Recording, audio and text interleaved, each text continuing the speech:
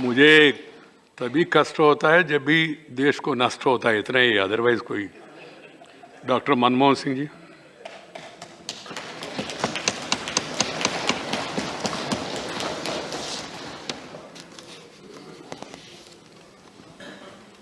Mr. Chairman, sir, it has been an honor to have served as a member of this august House since 1991. I have had the privilege to serve here as the leader of the opposition from 1998 to 2004 and then subsequently as the leader of the House from 2004 to 2014. Sir, the Rajya Sabha is the Council of States. I have had the privilege to represent the state of Assam as a Rajya Sabha member for 5 terms, from 1991 to 2019. Now I have the honor of representing the state of Rajasthan. India has had 2 chambers from pre-independence days. Still, it was after intense debate that the Constituent Assembly, especially the Union Constitution Committee, arrived at a consensus on the need for a bicameral system. Today, as we celebrate the 250th session of the Rajya Sabha, it is appropriate for us to reflect on whether we have lived up to the vision of the framers of our Constitution.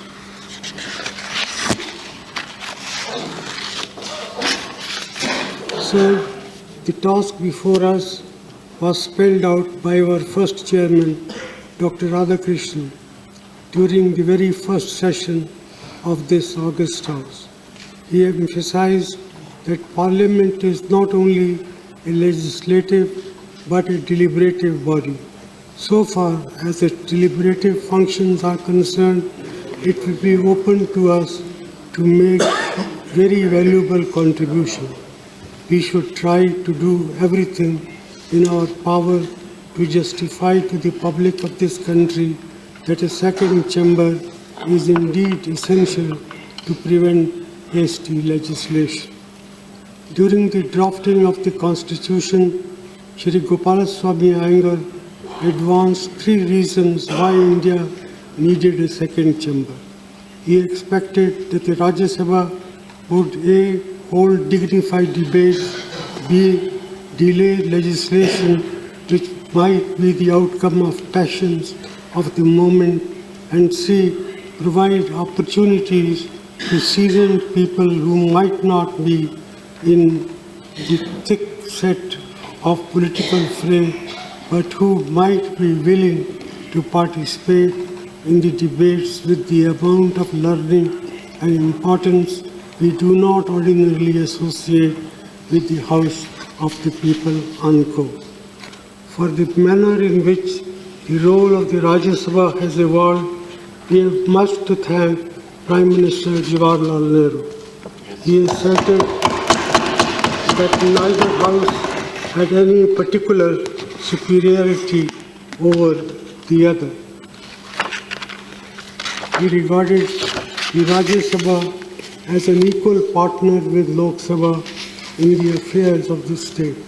But for his effort, the Rajya Sabha would have been reduced to a mere second or revising chamber and relegated to a secondary position in our parliamentary system.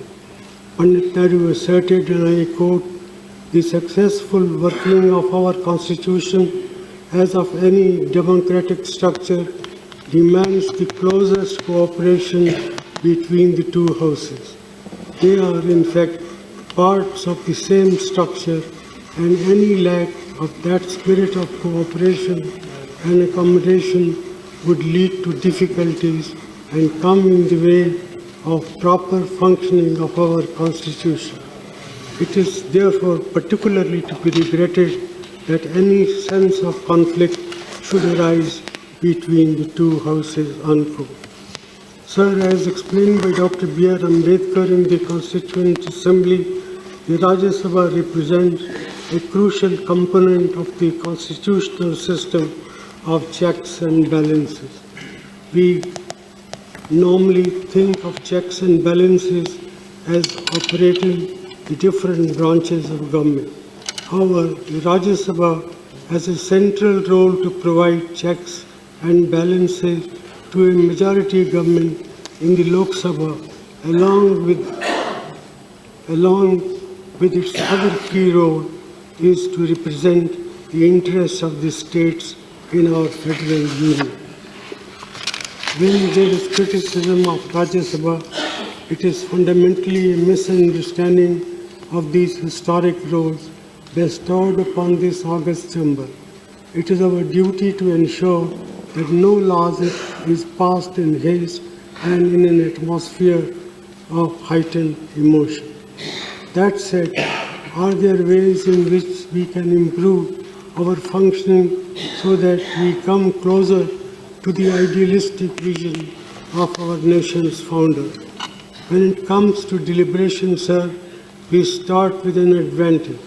The Rajya Sabha gets more time to deliberate in comparison to the Lok Sabha, since we are only half the size, and therefore members get more time to share their insights and criticism.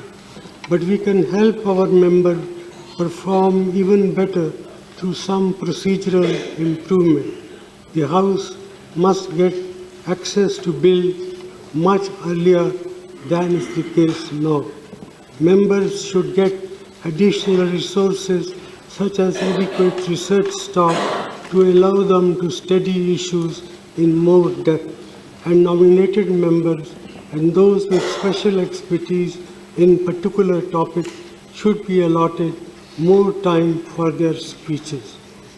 I suggest, sir, that every year the Rajya Sabha should find time to debate the state of central state relations, as this is a Council of States, and also every year there should be a debate at this council on the state of nation's health and the state of nation's education.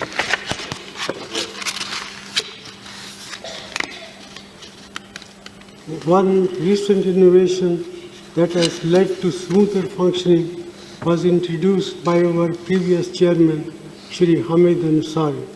He saw that the House was losing valuable time when members wanted to adjourn question hour to raise issues of urgent national importance. He therefore switched the timing of 0 hour and question hour. The question hour was moved to 12 noon, while 0 hour was slotted at 11 a.m.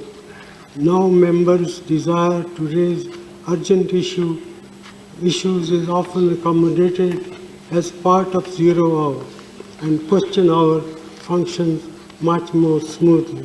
Thus, MPs are now able to hold the government accountable in a fuller manner right now.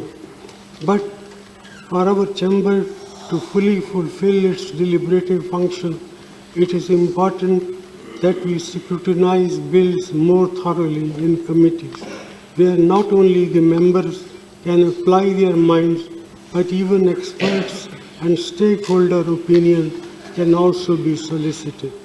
In the 16th Lok Sabha, only 25% of the bills introduced were referred to committees, much lower than the 71% and 60% in the 15th and 14th Lok Sabha, respectively.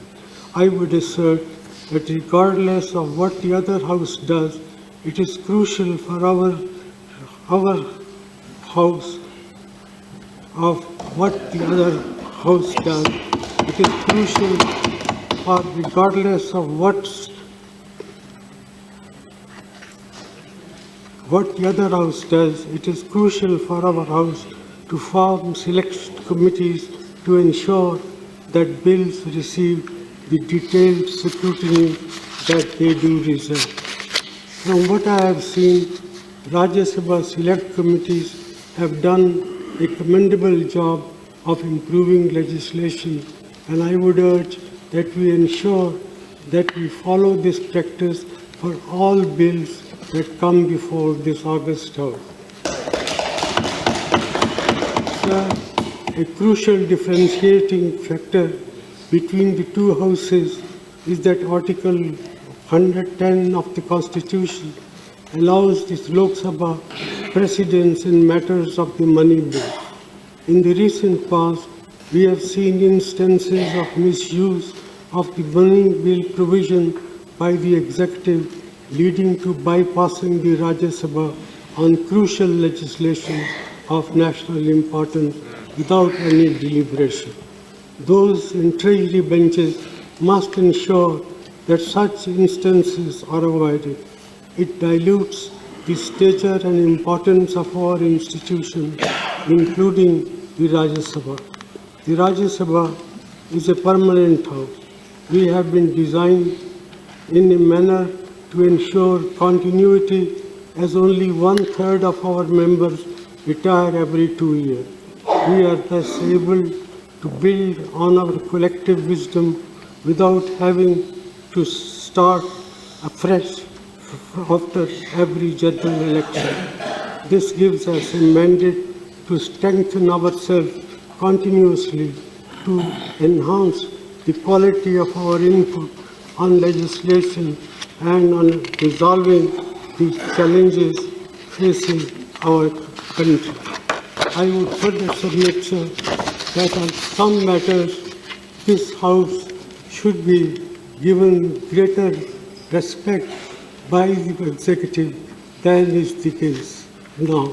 For example, important issues like redrawing the boundaries of a state, or for that matter, abolishing certain states, converting them into union territories, is such a far-reaching proposal, far-reaching legislation. This House, as being Council of State, should be given more power to deal with issues like that. But the government should consult with the Council of State much more effectively before such drastic measures can be considered by the House as a whole. With these words, I once again, sir, thank you for arranging this session of 250th session. We assure you of our full cooperation in making this House a more effective